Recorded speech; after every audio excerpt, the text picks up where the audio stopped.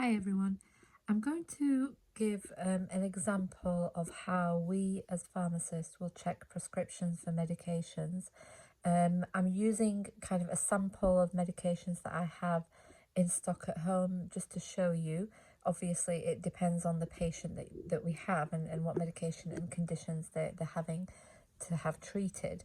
But just to show you the thought process that we have as pharmacists, and in relation to the post that I mentioned about overprescribing, often you find patients are prescribed with too much medication, and we look at ways to reduce them and even take them off the medication if it's not needed. So, for example, we often get the baskets of the medication to be checked. Okay, so these are prepared, and then as a pharmacist, we would have to check them. So I've just taken a sample of medication that I'm going to have a look at and show you.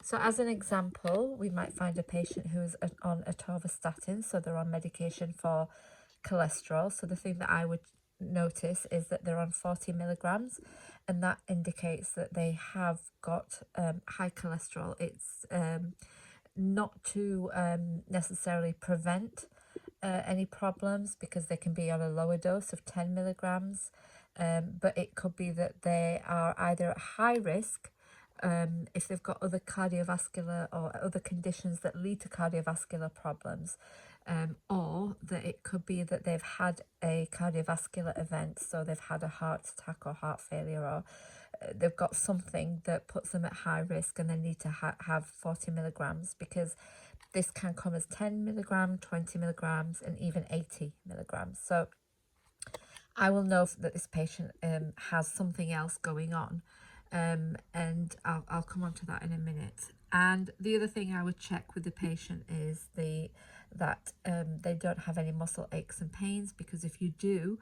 have muscle aches and pains when you start the atorvastatin, you need to see the doctor and they'll switch you onto something else.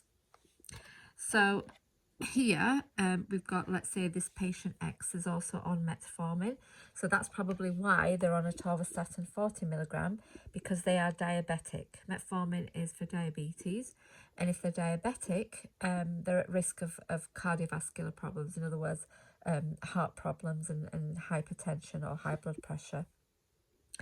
So this person, let's imagine that they're on 500 milligrams twice a day, because it's what we call modified release or prolonged release. It means it lasts longer in the body. These are usually twice daily.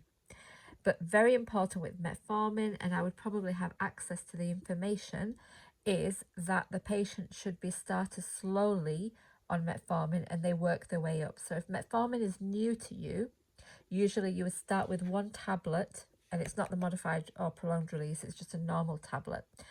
You start with one tablet a day for a week, and then you increase to one twice a day for 1 week, and then one 3 times a day for a week. Okay, and then you continue at 1 3 times a day. Often and very, very commonly, we'll get patients who are on prolonged release formulation, because the side effects are much less when you're on that type of tablet, because you get lower levels in the body. Okay, so that's metformin. I would also check with the patient that they're okay with side effects, because it can cause diarrhea and upset stomach, but that usually wears off after about a week of use. Let's pretend our patient is also on bisoprolol. So bisoprolol is a beta blocker, and this can be used for blood pressure. It can be used to slow down the heart rate, the heartbeats, and that's what beta blockers do. They kind of slow down the heartbeats.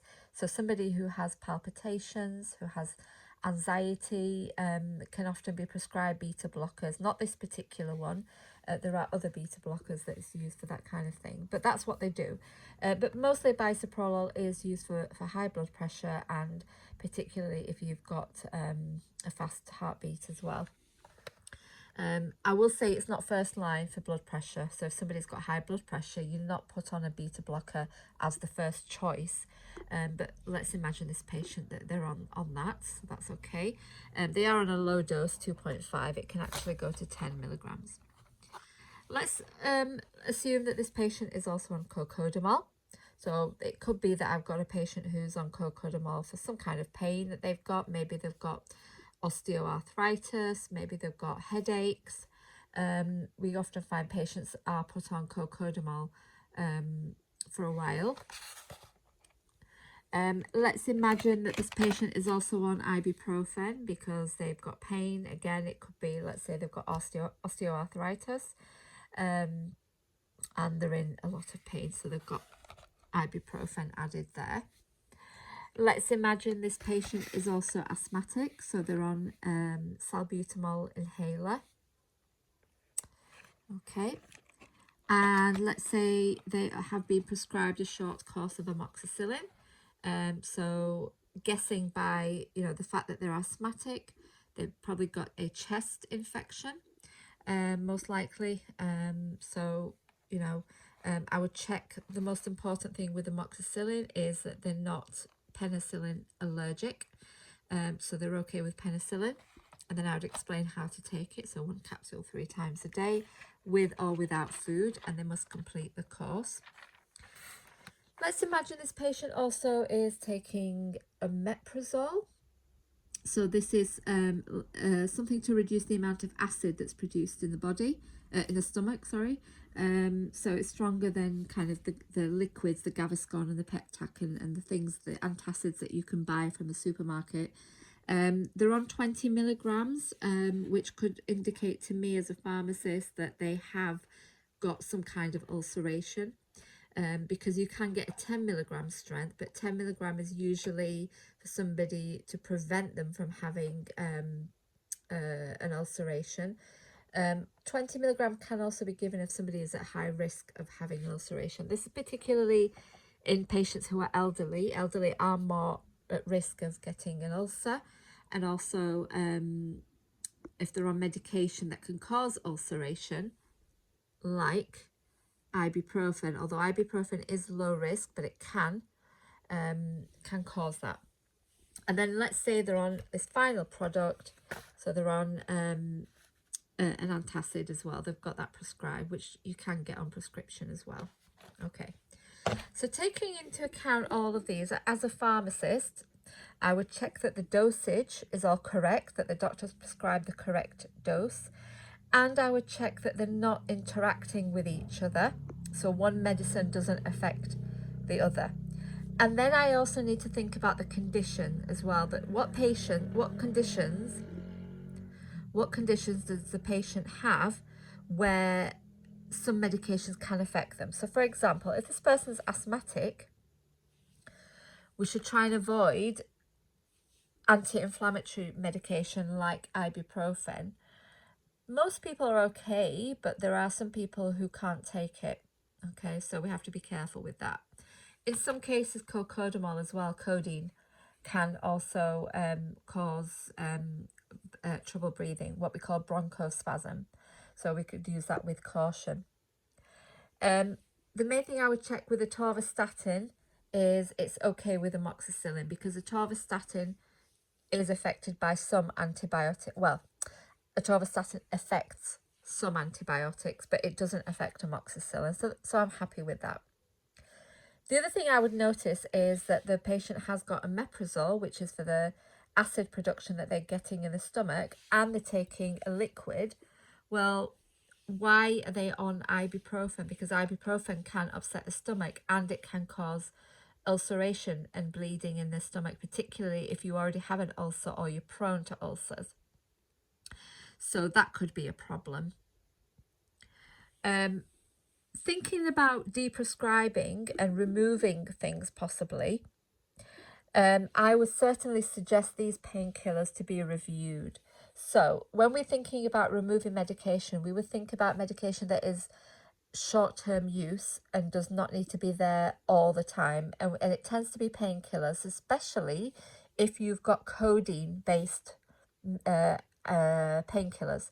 So I would review cocodamol, try and get that removed.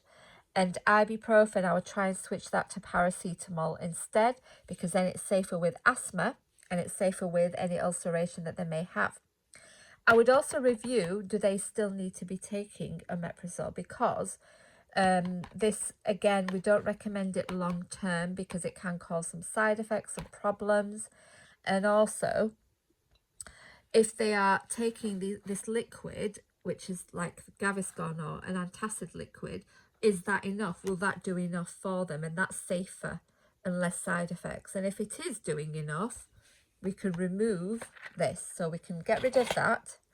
We can get rid of that. We can get rid of that.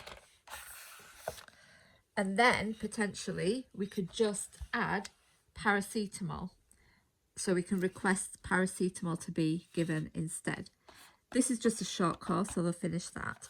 I would check that they know how to use the inhaler correctly, and their asthma is well controlled. If I find that their asthma is not well controlled and they're using this a lot, do they need to be added a steroid inhaler, one that they use every day to prevent the asthma attacks, and the asthma improve the asthma control? I'd probably keep these all the same. There shouldn't be any problems with these, and it's long-term management. Obviously, keep an eye on the blood glucose levels, keep an eye on the blood pressure. We can check the blood pressure in the pharmacy. But we can certainly look at ways of reducing the amount of medication. So in this particular example, you know, there is a couple, but in practice, we could actually have a lot more. So examples of patients who take medication to help them sleep. And sometimes you find people that are taking this for a long time, and we don't recommend that. We would get them removed from that. Antidepressants as well. Does the patient still need antidepressants if they've been on it for years? Are they stabilized, and can they be slowly taken off antidepressants? So as a pharmacist, these are the kind of things that I need to be thinking about when I'm reviewing medication. And it's not just about sticking a label on the medication, putting it in a bag, and there you go. It's a lot more than that. And this is just a simple example. We can get much more complex patients. I hope that's been helpful. Please like and subscribe. Thank you.